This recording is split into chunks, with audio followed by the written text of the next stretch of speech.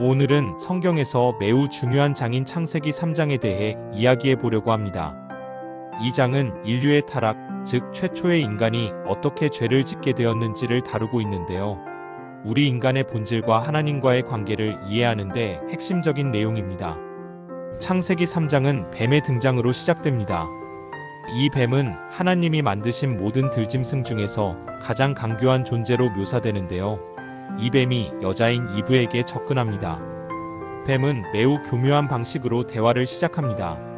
하나님이 정말로 너희에게 동산의 모든 나무 열매를 먹지 말라고 하셨느냐? 라고 물어보죠. 여기서 주목할 점은 뱀이 하나님의 말씀을 약간 왜곡해서 질문한다는 것입니다. 하나님은 동산의 모든 나무 열매를 먹지 말라고 하지 않으셨거든요. 단지 선악을 알게 하는 나무의 열매만 먹지 말라고 하셨습니다. 이브는 뱀에게 대답합니다. 동산 나무의 열매는 우리가 먹을 수 있지만 동산 중앙에 있는 나무의 열매는 하나님께서 너희는 먹지도 말고 만지지도 말라, 너희가 죽을까 하노라고 하셨어요. 여기서 흥미로운 점이 있습니다. 하나님은 원래 먹지 말라고만 하셨는데 이브는 만지지도 말라는 내용을 추가했습니다. 이것이 이브 자신이 추가한 것인지 아담이 보호하려는 마음으로 덧붙인 것인지는 명확하지 않지만 하나님의 말씀에 무언가를 더하거나 빼는 것 자체가 문제가 될 수 있음을 보여줍니다. 뱀은 이제 본격적으로 거짓말을 시작합니다. 너희가 결코 죽지 않을 것이다. 너희가 그것을 먹는 날에는 너희 눈이 밝아져서 하나님처럼 되어 선악을 알게 될 것을 하나님이 아시기 때문이다. 이 거짓말은 세 가지 층위로 구성되어 있습니다. 첫째, 하나님의 말씀에 대한 직접적인 부정입니다. 하나님은 먹으면 반드시 죽는다고 하셨는데 뱀은 결코 죽지 않는다고 정반대로 말합니다.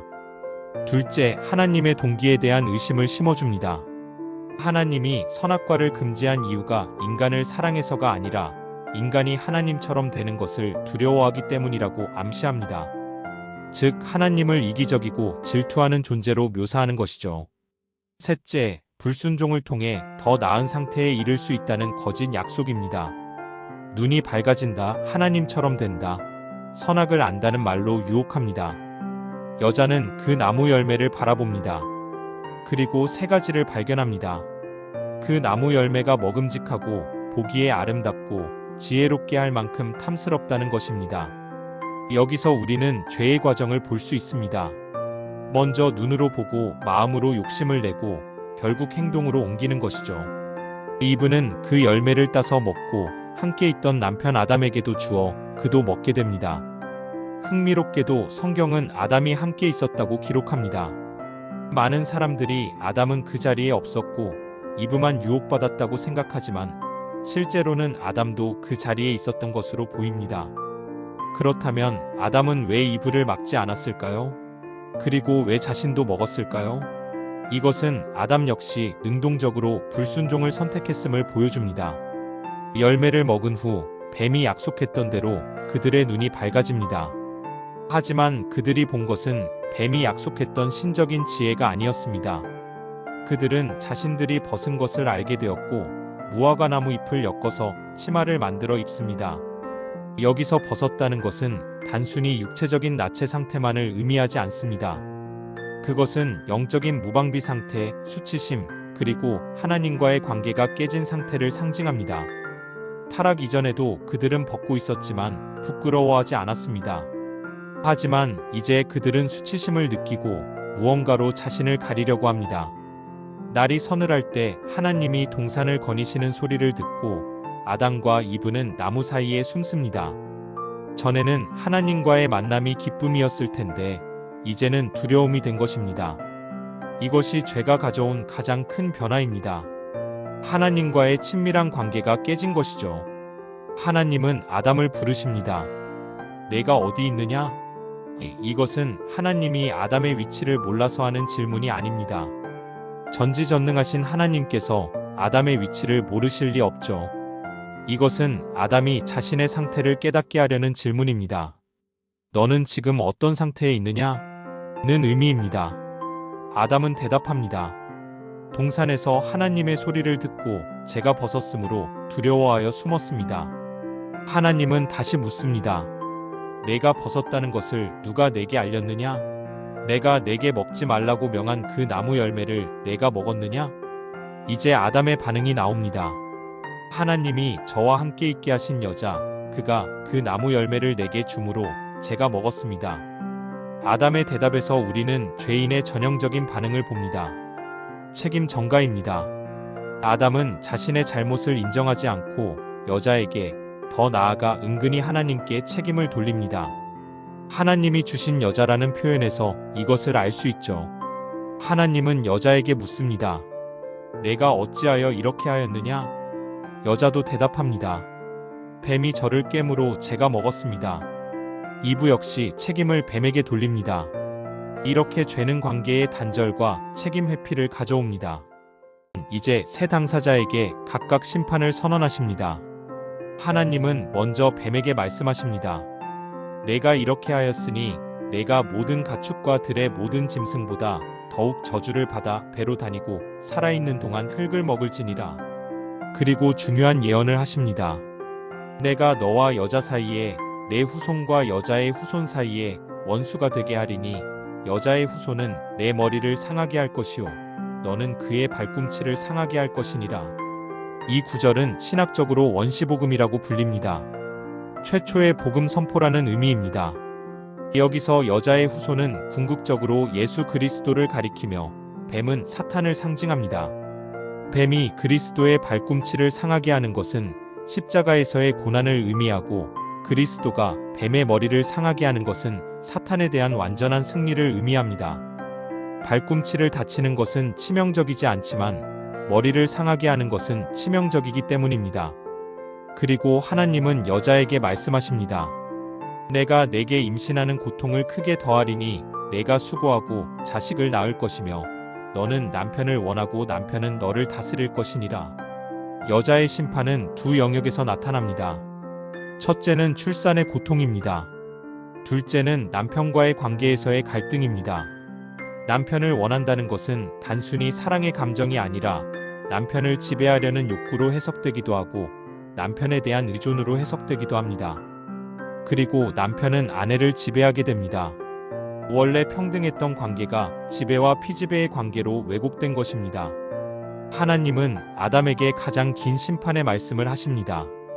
내가 내 아내의 말을 듣고 내가 내게 먹지 말라 한 나무의 열매를 먹었은즉 땅은 너로 말미암아 저주를 받고 너는 평생토록 수고해야 그 소산을 먹으리라.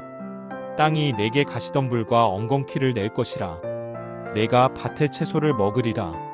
내가 흙으로 돌아갈 때까지 얼굴에 땀을 흘려야 먹을 것을 먹으리니 내가 그것에서 취함을 입었음이라. 너는 흙이니 흙으로 돌아갈 것이니라.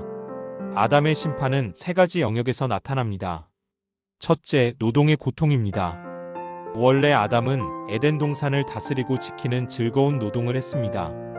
하지만 이제 땅이 저주를 받아가시덤불과 엉겅퀴를 내므로 노동은 고되고 힘든 것이 됩니다. 둘째, 땅과의 관계가 깨집니다. 인간은 땅을 경작하며 살아가는데 이제 그 땅이 인간에게 협력하지 않고 저항합니다. 셋째, 죽음이 도래합니다. 너는 흙이니 흙으로 돌아갈 것이다 라는 선언은 인간의 필멸성을 확인합니다. 하나님은 선악과를 먹는 날에 반드시 죽는다고 하셨는데 그들은 즉시 육체적으로 죽지는 않았습니다. 하지만 영적 죽음은 즉시 일어났고 육체적 죽음도 불가피하게 되었습니다.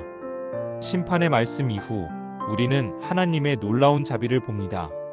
아담은 그의 아내의 이름을 이브라고 불렀습니다. 이브는 생명을 의미합니다. 죽음이 선언된 바로 그 순간에 아담은 그의 아내를 생명이라고 부릅니다. 이것은 믿음의 행위입니다. 여자의 후손을 통해 구원이 올 것이라는 하나님의 약속을 믿는 것이죠. 그리고 하나님은 아담과 이브에게 가죽옷을 지어 입히십니다. 이것은 매우 의미심장합니다. 그들이 스스로 만든 무화과 나무 잎치마는 불충분했습니다. 하나님께서 친히 가죽옷을 만들어 입히신 것입니다.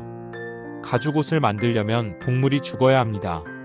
이것은 죄를 덮기 위해서는 피 흘림이 필요하다는 것을 보여주는 최초의 사건이며 궁극적으로는 그리스도의 대속적 죽음을 예표합니다. 그리고 하나님은 말씀하십니다. 보라, 이 사람이 선악을 아는 일에 우리 중 하나같이 되었으니 그가 그의 손을 들어 생명나무 열매도 따먹고 영생할까 하노라. 그래서 하나님은 아담을 에덴 동산에서 내보내어 그가 나온 땅을 경작하게 하십니다. 그리고 에덴 동산 동쪽에 그룹들과 두루 도는 불칼을 두어 생명나무의 길을 지키게 하십니다. 이 추방은 심판인 동시에 자비입니다. 만약 타락한 상태에서 생명나무 열매를 먹고 영원히 산다면 그것은 영원한 저주가 될 것입니다. 죄로 가득 찬 상태로 영원히 사는 것보다 죽음을 통해 그 상태에서 벗어나고 하나님의 구원을 기다리는 것이 더 나은 것입니다. 최종 정리해 봅니다. 창세기 3장은 인류 역사에서 가장 중요한 전환점을 기록하고 있습니다. 이 장은 완벽했던 에덴 동산에서 뱀의 유혹을 통해 아담과 이브가 하나님의 명령을 어기고 선악과를 먹음으로써 죄가 세상에 들어오게 된 과정을 보여줍니다. 뱀은 교묘하게 하나님의 말씀을 왜곡하고 하나님의 선하신 동기를 의심하게 만들며 불순종을 통해 더 나은 상태에 이를 수 있다고 거짓 약속을 했습니다. 이브는 유혹에 넘어가 열매를 먹었고 아담도 함께 먹었습니다. 그 즉시 그들의 눈이 열려 자신들의 벗은 것을 알게 되었고 하나님을 두려워하여 숨게 되었습니다. 하나님께서 그들을 찾으셨을 때 그들은 책임을 회피하며 서로에게 그리고 뱀에게 책임을 전가했습니다. 하나님은 뱀에게, 여자에게, 남자에게 각각 심판을 선언하셨습니다. 뱀은 저주를 받았고 여자는 출산의 고통과 관계의 왜곡을 경험하게 되었으며 남자는 노동의 고통과 죽음을 맞이하게 되었습니다. 하지만 심판 가운데서도 하나님은 자비를 보이셨습니다. 여자의 후손이 뱀의 머리를 상하게 하리라는 최초의 복음을 선포하셨고 친히 가죽옷을 지어 입히셨습니다. 그리고 타락한 상태로 영생하는 것을 막기 위해 에덴 동산에서 그들을 내보내셨습니다. 창세기 3장은 우리에게 죄의 본질과 심각성 그리고 그 결과를 가르쳐 줍니다. 동시에 심판하시는 하나님이 또한 구원하시는 하나님이심을 보여줍니다. 이 장은 성경 전체의 이야기, 즉 하나님께서 죄로 타락한 인류를 구원하시는 이야기의 서막입니다.